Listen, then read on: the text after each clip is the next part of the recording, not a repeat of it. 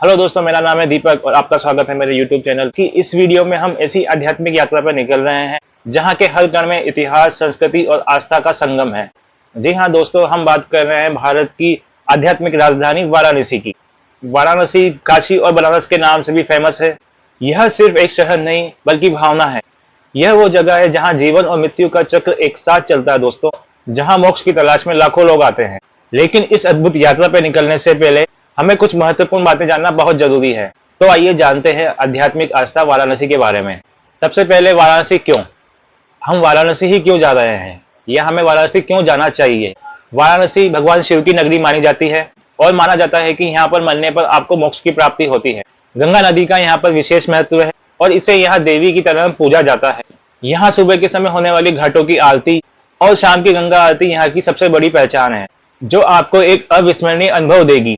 यह एक ऐसा शहर है जहां आपको भारतीय संस्कृति, दर्शन और आध्यात्मिकता का गहरा अनुभव मिलेगा। वाराणसी में आप क्या क्या अनुभव कर सकते हैं या आप क्या क्या देख सकते हैं? हम वहां पर घाटों की सैर कर सकते हैं। दशमेश घाट, अस्सी घाट, मणिकर्णिका घाट, हरिश्चंद्र घाट, हर घाट की अपनी कहानी है। सुबह सुबह नाव की सवारी करके हर घाट का नजारा देखने का अनुभव ही कुछ और है। गंगा आरती, शाम के समय दशमेश घाट पर होने वाली गंगा आरती एक ऐसा भव्य और दिव्य अनुभव देती है जिसे शब्दों में बयां करना बिल्कुल ही मुश्किल है। तो जब भी आप वाराणसी जाएं तो इसे तो आप मिस करें ही ना। और आरती के समय भीड़ ज्यादा होती है तो आप समय से थोड़ा पहले ही पहुंच जाएं ताकि आपको आरती के अच्छे दर्शन हो सके। काशी विश्वनाथ मंदिर, काशी विश्वनाथ मंदिर भगवान शिव के 12 ज्योतिर्लिंगों में से एक है। यह मंदिर वाराणसी का प्रमुख आकर्षण है। मंदिर में प्रवेश करते समय आपको कुछ बातों का ध्यान रखना होगा।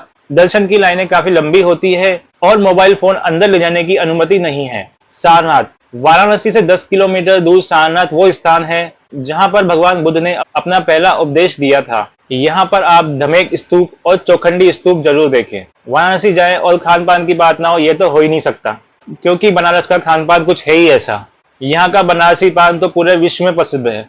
इसके अलावा यहाँ की लस्सी, कचौड़ी, सब्जी और ठंडे दूध की मलाई का स्वाद लेना ना भूलें, क्योंकि ऐसा स्वाद आपको पूरे भारत में कहीं नहीं मिलेगा।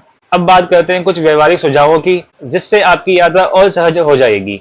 वाराणसी आने का सही समय, अक्टूबर से मार्च का समय वाराणसी आने के लिए बहुत ही अच्छा समय होता है, क्योंकि इस समय मौसम बहुत ही सुहाना होता है। कपड़ों का चुनाव, क्योंकि यह एक धार्मिक और आध्यात्मिक स्थान है, इसलिए यह आरामदायक और शालीन कपड़े पहने। ऐसे भारतीय परिधान का यूज करें जो यहाँ के माहौल के अनुकूल हो। स्थानीय परिवहन, वाराणसी में ऑटो रिक्शा, ई रिक्शा और साइकिल रिक्शा आसानी से मिल जाते हैं, जो आपको आसानी से घाटों की सैर करा देंगे और आप पैदल भी इन घाटों की सैर कर सकते हैं। भीड़ भाड़ और सफाई, वाराणसी में हमेशा ही भीड़ होती है, खासकर त्योहारों के दौरान, इसलिए यहाँ पर स्वच्छता का ध्यान रखें और आसपास ज्यादा कचरा ना फैलाएं। साधुओं और पंडितों से बातचीत, हमें सभी साधु संतों का सम्मान करना चाहिए और उनकी सेवा के लिए तत्पर होना चाहिए। लेकिन कई साधु और संत आपको विभिन्न अनुष्ठानों या आशीर्वाद के लिए आमंत्रित कर सकते हैं। आप अपनी समझदारी और विवेक का उपयोग करें। धोखाधड़ी से बचें, अक्सर ऐसी जगहों पर कुछ धोखाधड़ी करने वाले लोग भी होते हैं जो भगवान के वीआईपी दर्शन या अन्य किसी सुविधा के लिए आपको बहका सकते हैं या ज्यादा पैसे मांग सकते हैं। इससे बचने के लिए आप पहले ही किराया और दाम तय कर लीजिए। आध्यात्मिक दृष्टिकोण,